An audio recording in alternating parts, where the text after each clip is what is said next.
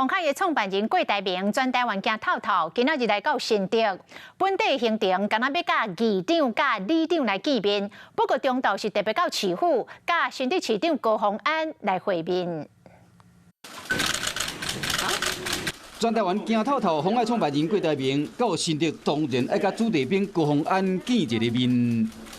上一次见面是什么时候？上次好像是交大吗？好像交大那个演讲。怪是议长送来会款，高虹安甲郭台铭经过9月过见面，师徒两人入去市长室对谈。不过今年一天，民众党的主席郭文提才正式领表登记参选，高虹安冒签连书书，一个是党主席，一个是前头家。高虹安骨卡骨内肉，这要安怎？市长，那你力挺郭董吗？我们现在进来开会了。敏感的话题先让过，结束将近半点钟的会谈了，郭台铭是一个人行出市长城。谈新竹的发展，新竹的府会怎么大家联合为新竹的下一代发展？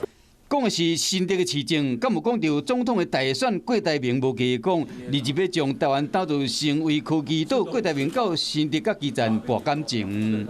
所以我如果得到国民党的出现推荐，我一定从新竹出发。承诺讲，若要选，就为新竹出发。不过，这摆甲基站的会谈，听讲有里长收到动员通知，新竹有122个里，总共有100个里长出席收听展现基站的实力。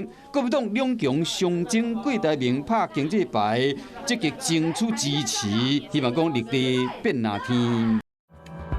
Hello， 我是叶明。想要看到更多更及时的新闻内容，请订阅华视新闻的 YouTube 频道，并且按赞，开启小铃铛。